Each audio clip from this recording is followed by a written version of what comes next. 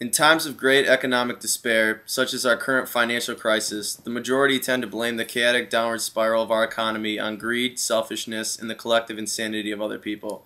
While this may tell a small part of the story, a larger fraction can be summarized by the intoxication of easy credit, overpaid investment bankers, and almost illegal mortgage underwriting. Flaws in the system, combined with fraud and dilution, open the door to naive and manic depressive spending. In the marketplace, optimism breeds optimism. The second good transactions turn bad, the collective economic consciousness turns stale. Pessimism then breeds pessimism, and people lose trust and defensively hold on to their money.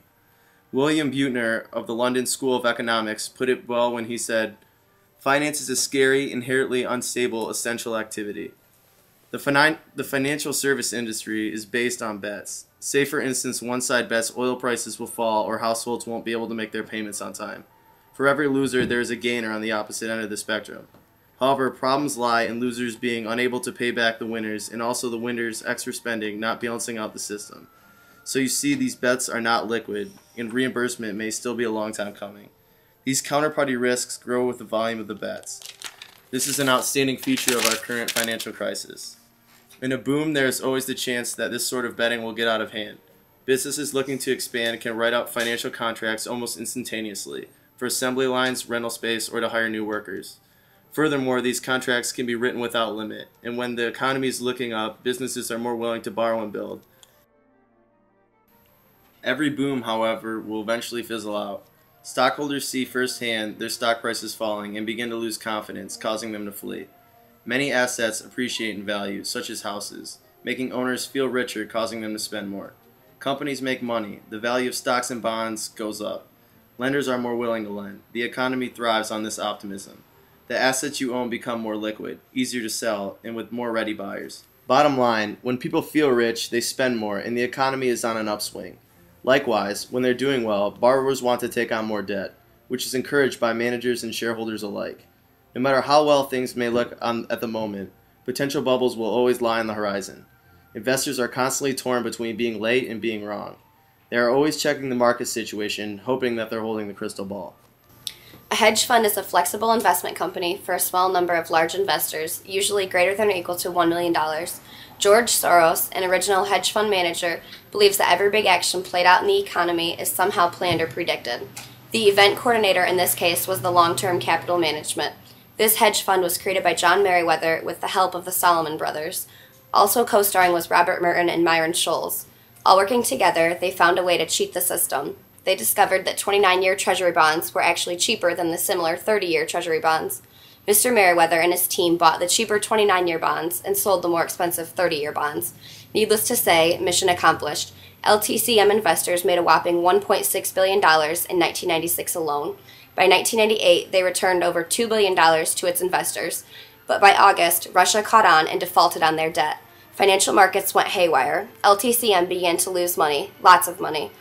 In the second week of September alone, the company lost almost $500 million. How did they even collect that much to lose? Simple. First, they made their money because only $4 of every $100 was spent in equity. Out of that $4, they earned $2.45 of profit. And second, it was all top secret. They traded each half of its pairs with separate brokers so no one could copy their ideas. After Wall Street bailed LTCM out, Mr. Soros said this was a prime example of reflexivity. People often talk about financial markets as if they were casinos, but reflexivity makes them much more dangerous. The numbers on a roulette wheel never change, but markets offer no guarantee that yesterday's odds will be the same tomorrow. Finance is the fuel of the economy. It can be very unstable and dangerous. Essentially, financiers make mistakes and everyday people have to pay for them. Regulators have a few advantages: resources of the state, backing of the law, access to confidential information, and the help of moral authority, which is temporarily convertible into budgets and reform. Regulators do encounter disadvantages, though, some of which are too far to be reformed. Regulation can even have its faults. We often expect perfection from these regulators, which sometimes undermines their authority when they make mistakes. The biggest scandal of modern times is the sensational scandal by Bernie Madoff. The Securities and Exchange Commission failed investors, private citizens, and professionals when they charge their clients large fees to tell them where to put their money. Financial success seems to tie into superior intelligence. The SEC should not have been influenced by Mr. Madoff, especially when Madoff's rivals warned the agency. Financial markets are obviously in distress. Although some assets, such as good quality corporate debt, seem cheap, nobody is buying them. That is because finance feeds on trust and mistrust. The market amplifies whichever is prominent. Currently, people don't trust the financial market. In order to fix this, we are seeing a return to Keynesian economics. This is especially noticeable when taking into account the government intervention into our current recession. The resolution to this problem calls for the kind of integrated thinking involving economic, political, and moral dimensions that Keynes brought to the crisis of his time, the Great Depression. The government bailout of financial institutions is a necessity in the short run to keep the recession from turning into a depression. In the long run, we can use what we are learning from this crisis to coordinate international economic policies.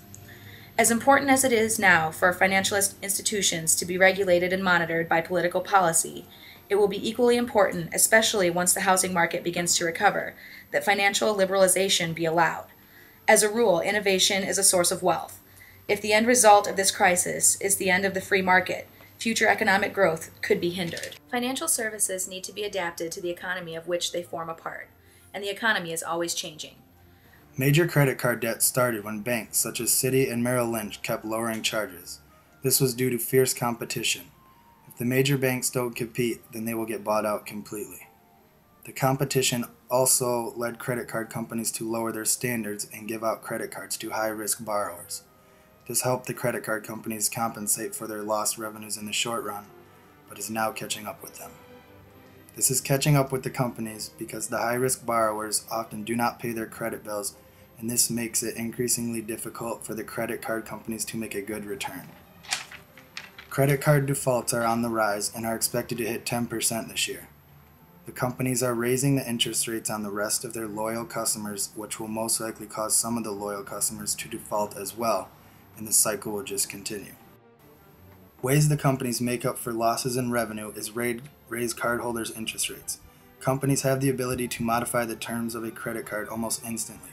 They can make more fees, which collect billions of dollars.